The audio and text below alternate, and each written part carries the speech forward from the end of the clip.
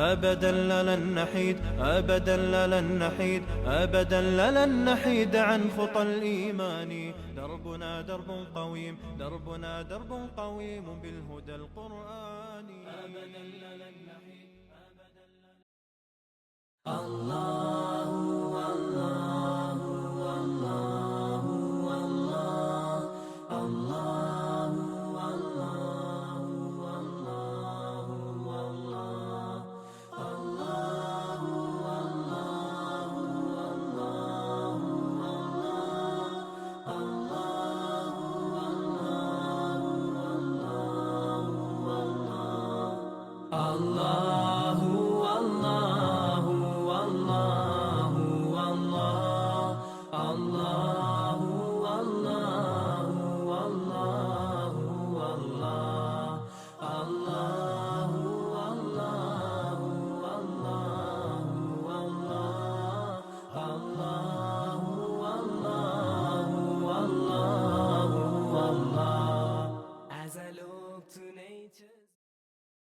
Les débuts dans la Ruqya, c'était en décembre 93, j'étais au Pakistan avec ma femme.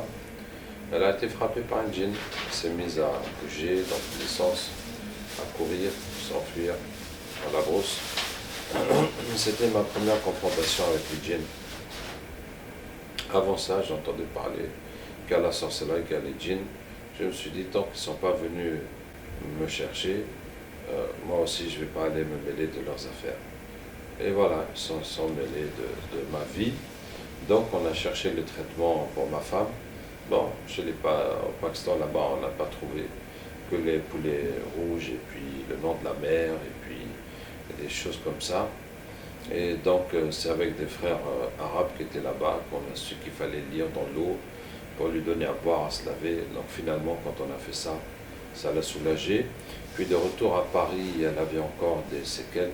Et donc j'ai cherché les gens qui font la Ruqya et pour l'emmener. Puis ensuite, comme j'étais déjà un prédicateur et les gens venaient pour leurs problèmes, donc je les accompagnais aussi faire la Ruqya. C'est comme ça que j'ai commencé à avoir un peu d'expérience. Jusqu'à ce que les circonstances ont fait que j'ai dû intervenir sur une patiente et puis il y avait des djinns qui sont morts. En tout cas, j'ai commencé comme ça à traiter occasionnellement. Et petit à petit, jusqu'à ce qu'on a eu un djinn qui s'est converti à l'islam. Et puis il nous a raconté tout plein de choses sur le monde des djinns. Donc ça nous a permis de savoir tout ce qui se passe de l'autre côté parce que tout ce qu'on faisait comme traitement, alhamdoulilah, ça marchait.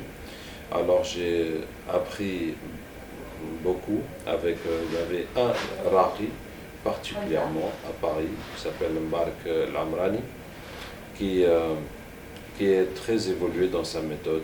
Il utilise des ventouses, il utilise le sana, il a des versets, des doigts pour chaque situation spécifique. Et aussi, il faisait le captage avec sa femme.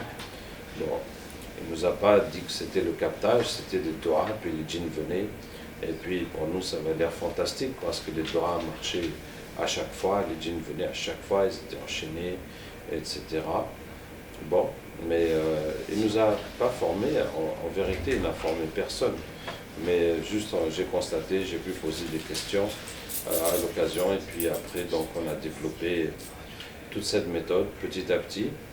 Donc, c'était les débuts depuis ce décembre 93, le retour à Paris en janvier 94 jusqu'à 1997. C'est là que j'ai publié le livre La Ruqya. Donc, il a fallu ces 3 années-là d'expérience, de tentative, jusqu'à ce que on aboutisse à une méthode globale de traitement. 97, donc c'était le changement, parce que jusque-là, c'est les gens qui me connaissaient plus ou moins, ou par connaissance que les gens venaient. Mais une fois que le livre a été publié, là c'est devenu vraiment ouvert au public. Et donc je me suis déclaré en tant que consultant religieux. Et on a commencé à soigner les gens. C'est là que je me suis mis à faire ce travail à plein temps, jusqu'à aujourd'hui, depuis 1997. Donc c'est comme ça que ça a commencé. لا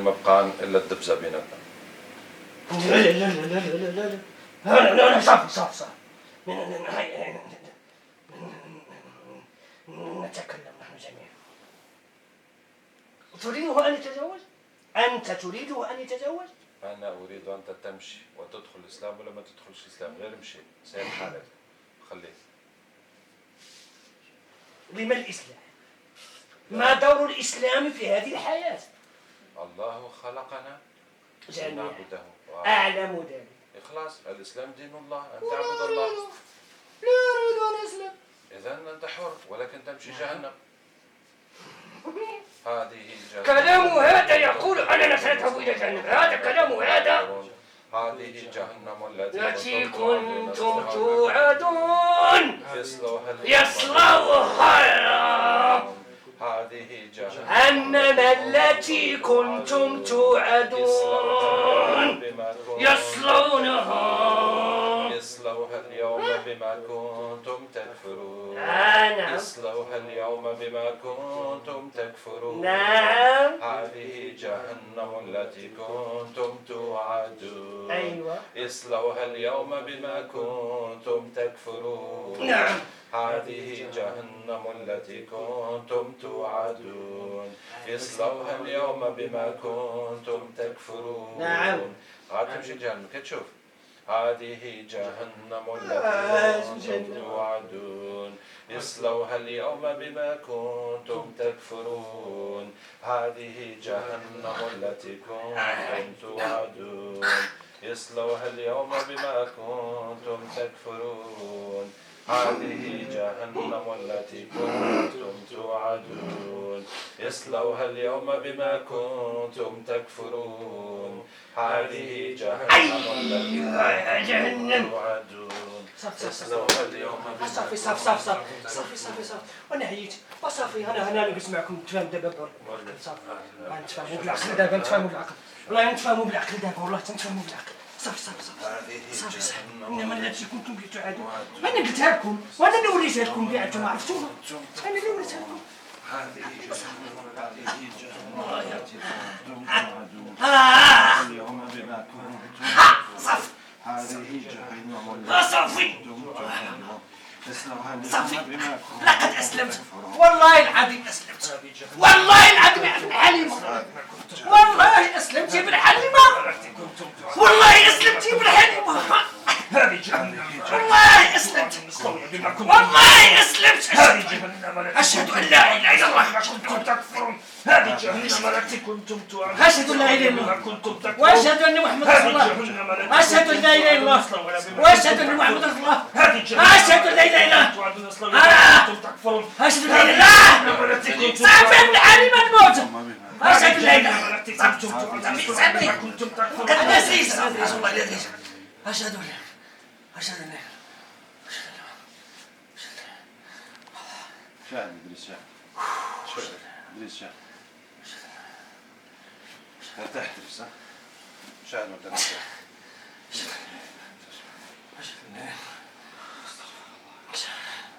شاهد إدريس شاهد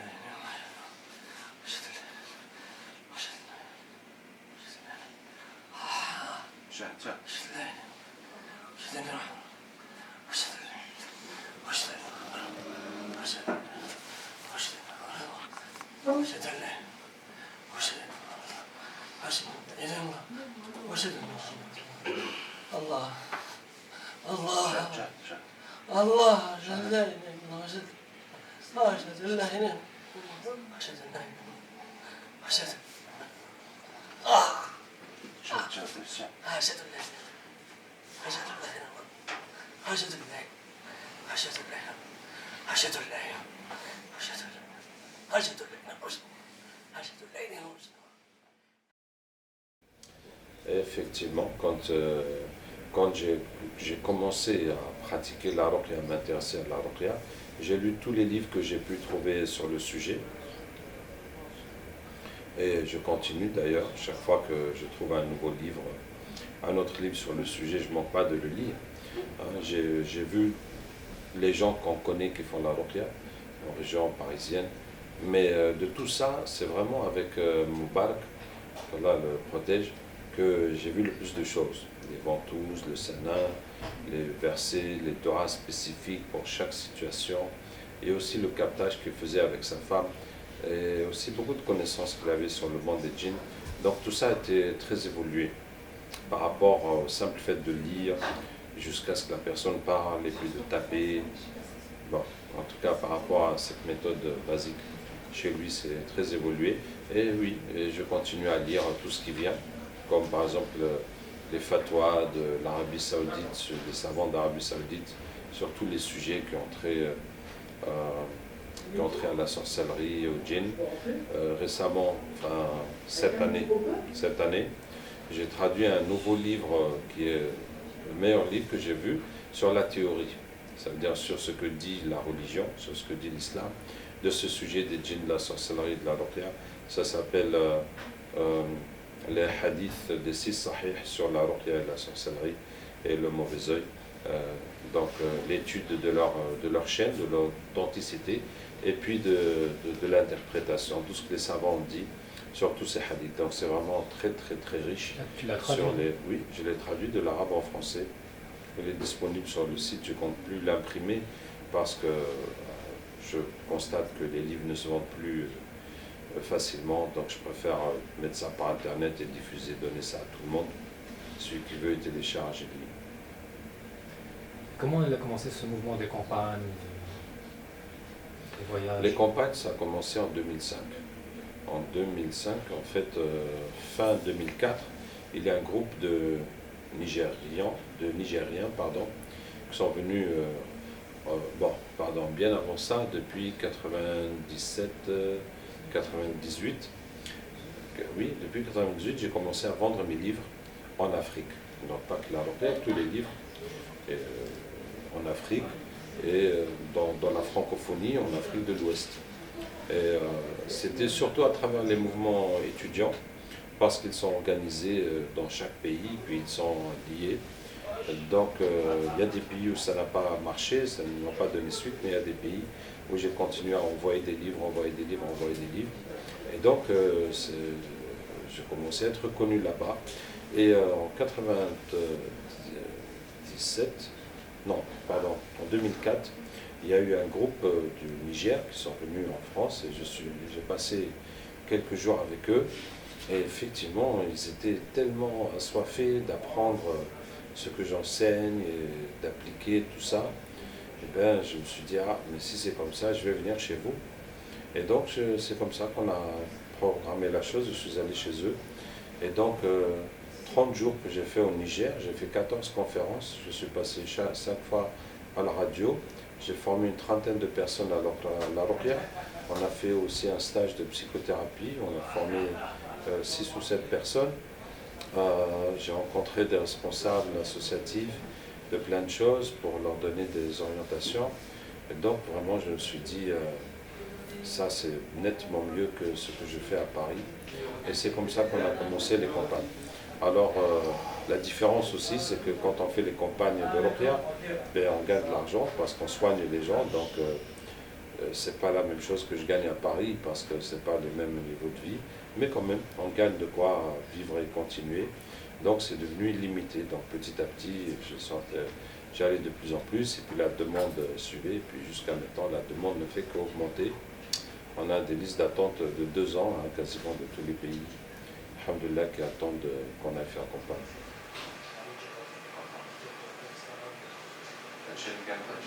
والخدمة ما كاينش يعني أنا شوماج Au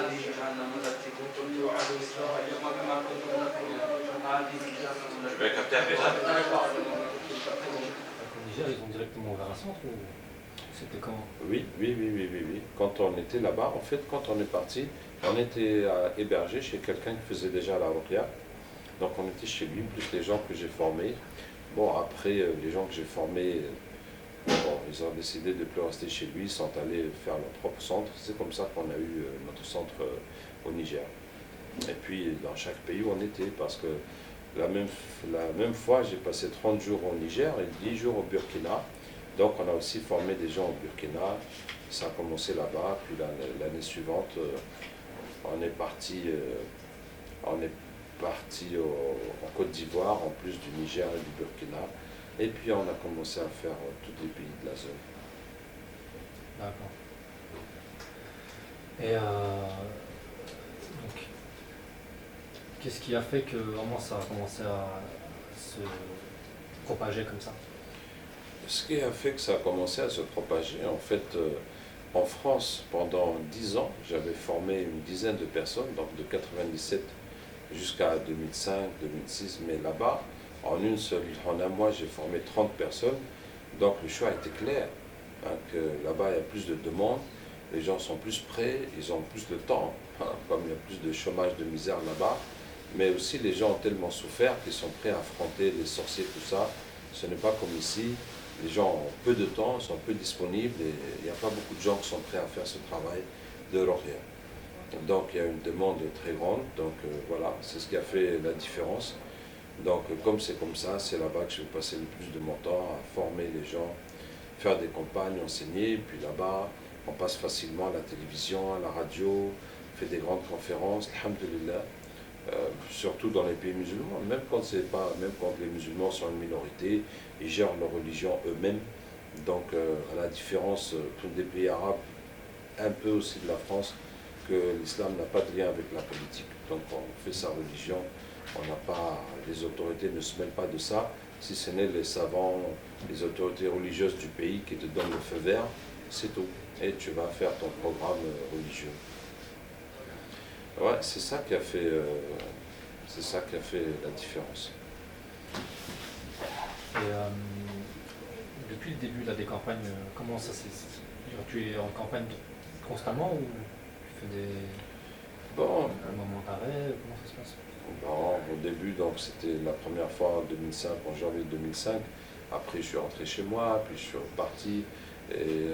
Mais à partir de 2007, c'est devenu beaucoup plus... Bon, la demande ne faisait qu'exploser, hein, plus de pays, plus de campagnes, etc. À partir de 2007, j'ai fait 3 fois 1 an de campagne.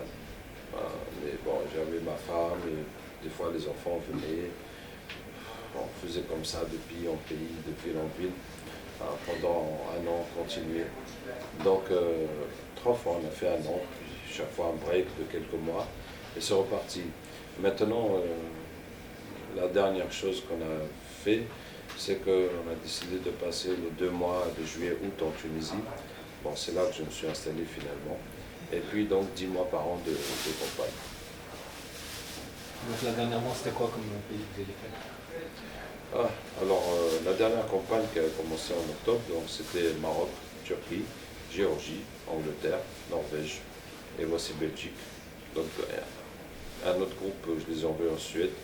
On va se rencontrer en Hollande, et puis après, Inch'Allah, c'est le Danemark, la France, l'Italie, peut-être l'Espagne, et Inch'Allah l'Algérie, et puis la Côte d'Ivoire. Voilà, ça devrait nous amener au mois de juin, Inch'Allah. Ah ouais, ça peut le faire. Il se passe quoi en Gambie? Moi, j'en ai la tête.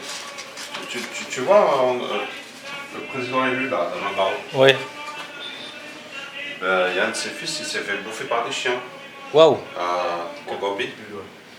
Donc, bon, en Afrique, c'est mystique, hein, ça, surtout, c'est pas une coïncidence, tu te fais élire président, ton chien se fait bouffer.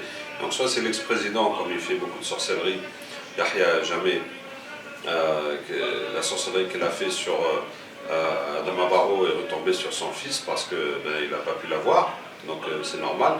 Ou soit, autre hypothèse, que c'est Adama Barrow qui se fait des protections et inconsciemment ou inconsciemment, il a sacrifié son fils pour se protéger. Mais tu as vu que c'était C'est certainement mystique. Mais il a laissé le fils à sa femme, mais c'est pas son fils à elle. Non, mais il y a eu plusieurs affaires, tu vois. Maintenant, c'est vrai que ça peut être la belle-mère, la marâtre qui fait ça, mais au moment où le monsieur est élu président, quand même, on a... Et puis une affaire de mort. Hein, quand même, c'est beaucoup plus... Mais il s'est fait il est mort donc. Il est mort. Ils ont croqué le visage, le ventre, Ah, un gamin de 8 ans. Ouais, c'est des pitbulls. Ouais. Là, Les 4. Ah, toi, contre un petit gosse de 8 Non, ans. 4 pitbulls, il n'y a pas un être humain qui peut survivre. C'était quand? Avant-hier. Ouais, C'est ça, non? Ouais, hier ou avant-hier, ouais. Bon, c'était au Maroc. Au Maroc, C'était la première fois, non? c'était la première fois. Il faut une première fois pour découvrir. Bon, au Maroc, c'était très différent de la Tunisie. moi je pensais dans ma tête bon, je pensais que ce serait comme la Tunisie. Mais non, c'est très différent. C'est très différent de plusieurs points de vue. D'abord, au Maroc, la police, la loi, le contrôle. Il y a un contrôle très précis de tout ce qui se passe dans le pays, puisque le dernier échelon du pouvoir, c'est le Mqaddam, c'est le chef de quartier. Et le chef de quartier, c'est tout ce qui se passe dans le quartier. Chaque fois qu'on est parti voir un chef de quartier pour lui dire, voilà, on est arrivé, on fait la ruqya, on a trouvé qu'il avait déjà toutes les informations. Tu veux aller lui dire que je suis là, il sait déjà que tu es là. Non. Et même si ce n'est pas lui qui voit, il y a tous les gens qui vont te dire, parce que dès qu'ils voient un étranger, dès qu'ils voient quelque chose d'anormal, ils vont le signaler. Et puis lui, il va voir si c'est quelque chose de dangereux, de nocif, si c'est un arnaqueur, si c'est un voleur, si c'est quoi que ce soit qui est pas bon pour la société, il va prendre des mesures automatiquement. Et le fait que et en même temps, il n'y a pas d'abus. Ça veut dire, si tu viens faire un travail propre, bon, même tu n'as pas déclaré, mais tu ne fais pas de mal aux gens, on ne va pas t'embêter. On va pas t'embêter, donc il n'y a pas d'abus. Alors qu'en Tunisie, il y a d'abus. Il y a une confusion entre l'islam et l'opposition et ça. Donc, par exemple, la première personne qui m'a reçu au Maroc et chez qui on a fait la campagne, il était venu en Tunisie pour se former et il l'en refoulé à la frontière. À la frontière, il l'en refoulé. Et il ne comprend pas, il est marocain. Et il habite en Espagne, il est venu en Tunisie. On lui dit, tu viens faire quoi? Il dit, je viens faire la roque. Et ils ont dit, non, il n'y a pas besoin de venir faire la roque en Tunisie. On l'a renvoyé de l'aéroport. Alors qu'il n'y a pas besoin de visa. Normalement, les Tunisiens, les Marocains, c'est des pays frères. Hein? Et pourquoi? Parce qu'il a une grosse barbe, il est venu manger là-bas. Et lui, il pense que c'est normal, parce qu'au Maroc, c'est normal de vivre comme ça, avec une barbe, manger là-bas. Ça ne pose pas de problème. Eh bien non, en Tunisie, ça pose un problème. Hein? Et on l'a renvoyé. Et beaucoup de gens en Tunisie, on les renvoie de l'aéroport, parce qu'ils ont des looks islamiques, et en tant que touristes, ils ne sont pas intéressants. Hein? Voilà, c'est la réalité dans notre pays, la Tunisie. Et au Maroc, ce n'est pas la même réalité. On ne va pas t'embêter pour la religion, on ne va pas t'embêter tant que tu n'as pas fait de problème. Mais quand même, tout est sous contrôle. Et le fait que tout soit sous contrôle, les gens vivent dans la tranquillité, dans la paix et dans la... Et les gens, ils ne sont pas comment dire, suspicieux, ils ne sont pas suspicieux. Hein, parce qu'il n'y a pas... Tous ceux qui font des bêtises, ils sont éliminés. On les attrape, on les élimine. Dans quel sens bêtises? Mais ceux qui volent, qui arnaquent les gens, qui vont faire des crimes, mais même qui viennent vendre une mauvaise marchandise, tout ça. N'importe qui vient s'installer... Et les sorciers? Ah, malheureusement, les sorciers, ils travaillent. Hein, malheureusement, les sorciers travaillent effectivement, mais quand même, subhanallah, on a été à Marrakech, on a été visiter un tombeau où les gens faisaient des sacrifices, tout ça. Et quand on est arrivé, le tombeau était rasé. Le tombeau a été rasé. Tout l'édifice qu'il y avait autour, s'était rasé. Et on a attrapé les djinns. Bon, on a fait le captage. Je dis, mais vous faites quoi? Si, ben, dit, on est là avec le tombeau. Les gens ont besoin d'aide, ils viennent faire des sacrifices, on les aide et tout. Ah, j'ai dit, d'accord. Je dis, mais qu'est-ce qui lui arrive, votre tombeau et tout a été rasé, tout votre business là? Qu'est-ce qui se passe? Ils ont dit, ouais, il y a des gîtes blancs qui sont venus nous attaquer, et puis il y en a parmi nous qui les ont rejoints, qui sont devenus avec eux, et puis ils sont partis voir les autorités, et puis ils leur ont fait du ouest-ouest qu'il faut enlever tout ça, et les autorités sont venues raser. Hein? Je dis, mais vous maintenant, qu'est-ce que vous devenez? Non, il n'y a plus grand monde qui vient, c'est plus comme avant, vraiment on est dans la misère, on est là. Ah, j'ai dit d'accord. Et puis on les a convertis. Hein? Et puis, alhamdoulilah, on a ramené ces jeunes musulmans-là qui étaient venus faire le djihad pour combattre l'adoration des tombeaux. Et effectivement, c'était des djinns que nous avions convertis dans d'autres campagnes et qui sont allés faire le djihad contre l'adoration des saints. Et c'est comme ça ils ont réussi à convaincre les autorités de raser. Bon, donc ça, effectivement, le problème du shirk d'une façon générale, surtout avec les tombeaux et de la sorcellerie des marabouts au Maroc, c'est un problème qui n'est pas résolu. Bon, alors on va dire que des fois les politiciens ont recours aux sorciers, donc c'est difficile pour les politiciens de prendre une décision d'éliminer les sorciers. Bon, maintenant, le culte des saints, beaucoup font passer ça pour de la religion. Et je veux dire quoi encore, hein, mais par exemple, les raqis aussi n'ont pas de statut. Donc légalement, il n'y a pas quelque chose pour faire la différence entre la ruqya et la sorcellerie. Ouais, les autorités, si on va dire le ministère de l'Intérieur, le ministère des Affaires religieuses, hein, c'est les savants qui devraient prendre position. Mais c'est les savants qui devraient prendre position. Or, même ceux qui font les ktab, c'est des frais. Eux aussi, c'est des frais. Hein. Et les raqis, ce n'est pas des savants. Les raqis, c'est des gens normaux, peut-être qui connaissent le Coran, mais ce n'est pas des savants qui sont devenus des raqis. C'est pour ça que il y a le domaine de la ruqya, mais même quand on apprend la science, quand on devient savant, on n'apprend pas la ruqya. En tout cas, il faut que l'État fasse des critères pour distinguer qu'est-ce qui est ruqya permis et qu'est-ce qui est sorcellerie interdit. Ce n'est pas encore fait. Donc effectivement, jusque-là, ils ont la liberté. Wallah, c'est ma connaissance. Hein. Mais quand même, les raqis s'organisent au Maroc, ça fait beaucoup plaisir parce que j'ai rarement vu dans le monde que les raqis s'unissent et qu'ils s'organisent et qu'ils s'entraident pour faire avancer l'islam, pour le bien de l'islam. J'ai rarement vu. Alors qu'ils ont des associations, puis il y a même un regroupement national des associations des raqis. Sauf qu'ils ne les appellent pas des raqis, ils appellent les soignants avec les herbes et les choses comme ça. Parce que légalement, ils ne peuvent pas s'affirmer en tant que soignants par le Coran. Il faut qu'ils se cachent derrière les herbes. Mais tous ceux qui s'appellent au Maroc, hein, les soignants par les herbes, c'est des raqis. Ce n'est pas des guérisseurs traditionnels comme en Afrique. Ouais, effectivement. Donc je disais, au Maroc, la situation est très différente. D'un côté, les autorités ne nous embêtent pas. Il suffit juste qu'on informe le chef du quartier, puis c'est tout. Par contre, pour ceux qu'on a formés qui vont continuer à faire la ruqya, donc si on va, s'il fait la ruqya, ce n'est pas un problème, mais s'il veut évoluer, il faut qu'il fasse une patente. Donc une patente, il déclare une activité commerciale et puis il fait la ruqya. Il n'y a pas la ruqya en tant qu'activité, ni la hijama en tant qu'activité, ça n'existe pas dans les répertoires, hein, dans la nomenclature du travail. Donc il fait un fonds de commerce de n'importe quoi, et puis il fait sa ruqya et la hijama. C'est comme ça que les autorités nous ont dit qu'il faut faire. Et sinon, Inch'Allah, on compte faire parce que pour faire la publicité, maintenant, on n'a pas pu. Déjà dans les mosquées, c'est pas possible de parler au Maroc parce qu'il n'y a que le ministère des Affaires religieuses qui désigne les gens qui parlent dans les mosquées. Donc il est hors de question qu'on arrive dans une mosquée et que les mêmes nous autorisent à donner un cours. Ça ne peut pas se passer comme ça. Il faut avoir une autorisation du ministère de l'Intérieur. Et moi, un étranger de passage pour quelques semaines, c'était pas envisageable. C'était pas envisageable. C'est pareil, pour passer dans les médias, il faut des autorisations. Donc ce qui n'a pas marché au Maroc, c'est on n'avait aucun moyen d'informer les gens. Mais ce qu'on a décidé, Inch'Allah, pour l'avenir, c'est qu'on va faire une association pour la ruqya, pour notre groupe. Et là, comme il y aura une association, donc il y a une existence légale, on va distribuer les tracts aux sorties de mosquées. C'est les tracts « Soignez-vous vous-même ». Que voici les symptômes, pour savoir qu'on a un problème de sorcellerie de djinn, les 4 symptômes, blocage dans la vie, problèmes de santé anormaux, états mentaux anormaux et cauchemars. Et vous pouvez soit vous soigner vous-même, soit venir chez nous pour vous soigner, soit venir pour la formation. La formation est gratuite.